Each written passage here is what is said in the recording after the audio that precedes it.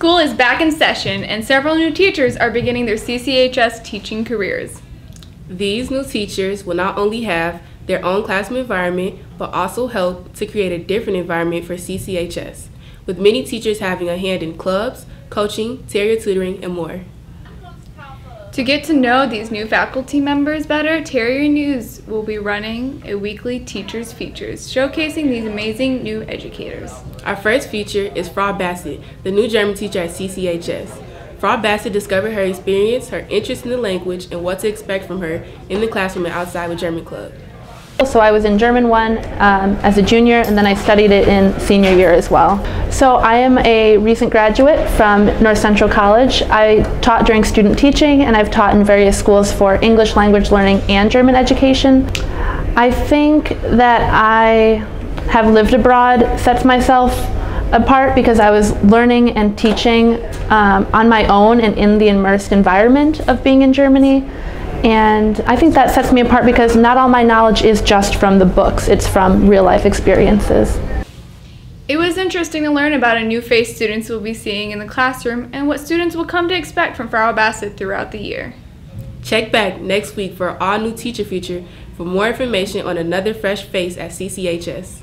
This past Friday, the Terriers took to Granite City for their first home game on the new turf field. The football team worked hard in practice all week to talk the Warriors 38-18.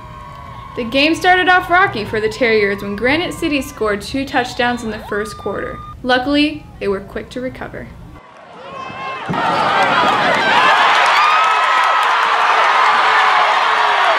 Well, with the turf, I feel like we can run a lot faster on it because we don't got to worry about the dirt and like slipping or anything. It doesn't really happen on the turf anymore, so it's fun to play on too.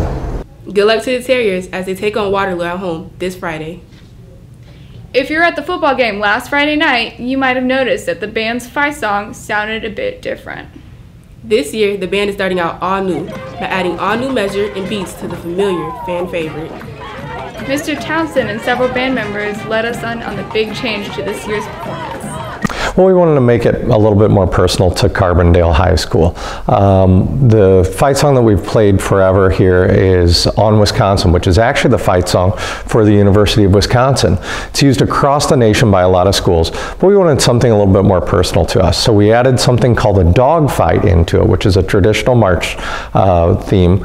And in addition to that, made it fit where it would work with our athletic program a little bit better. I'm a little hesitant about it just because it's been the same for a long time, but I think none of the changes are bad, so I think it'll be fun.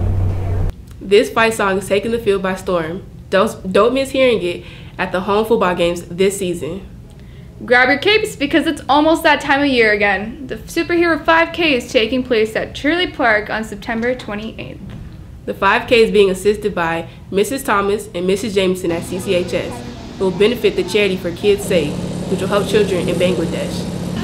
Ms. Thomas, Ms. Bachman, who sponsors Key Club, and Aisha Raperdo, whose mother is organizing the event, shared details on the plans for the 5K and what clubs and individuals can do to participate. The run is on September 28th. It is homecoming day, but it is at 9:30 and it's at Shirley Park.